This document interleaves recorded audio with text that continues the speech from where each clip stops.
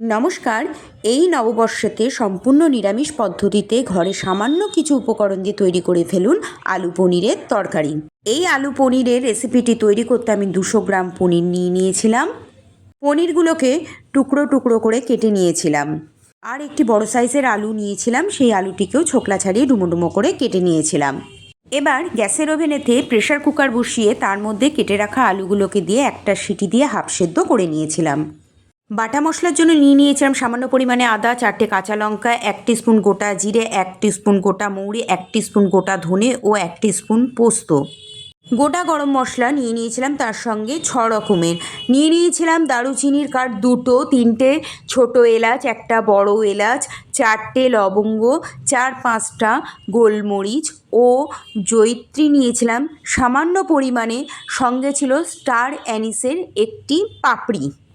এগুলোকে আমি dry roast করে নিয়ে গোটা মশলার সাথে একসঙ্গে বেটে নিয়েছিলাম। এবার গ্যাসের ওভেনে কড়াই বসিয়ে তার মধ্যে বেশ কিছুটা সাদা তেল দিয়ে দিয়েছিলাম।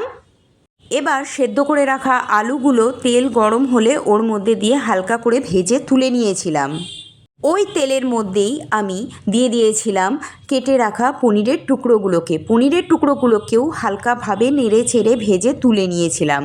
পনির ভাজা তুলে নেবার পর নর্মাল টেম্পারেচার জলের মধ্যে আমি দিয়ে খানিকক্ষণ ভিজিয়ে রেখে দিয়েছিলাম। নিয়েছিলাম বড় চামচে 2 চামচ টক দই। এবার গ্যাসের ওভেনে কড়াইটাকে বসিয়ে নিয়েছিলাম, তার মধ্যে পনির ভাজা তেলের মধ্যে 1 চামচ গাওয়া ঘি দিয়ে নিয়েছিলাম। ফোড়নে দিয়ে নিয়েছিলাম 1 টিস্পুন গোটা জিরে ও 2টো তেজপাতা ছিঁড়ে। ফোড়নটাকে ভেজে নেবার পর ওর মধ্যে বেটে রাখা মশলাটিকে দিয়ে দিয়েছিলাম।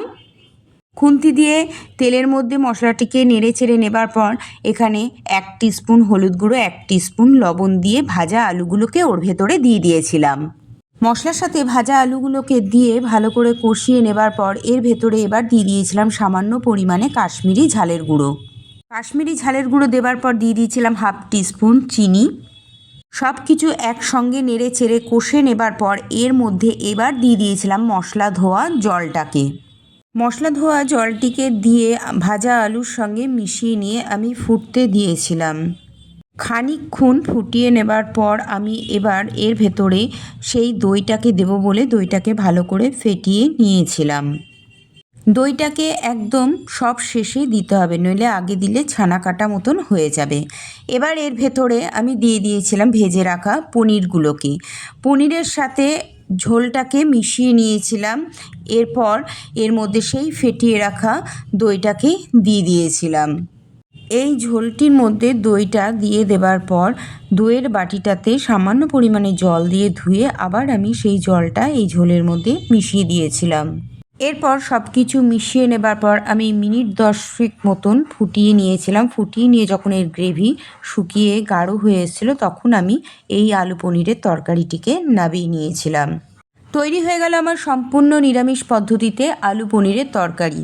এই নিরামিষ পদ্ধতিতে আলু পনিরের তরকারিটি খেতে হয়েছিল অসাধারণ। ঘরে থাকা সামান্য কয়েকটি উপকরণ দিয়ে তৈরি করে নিয়েছিলাম।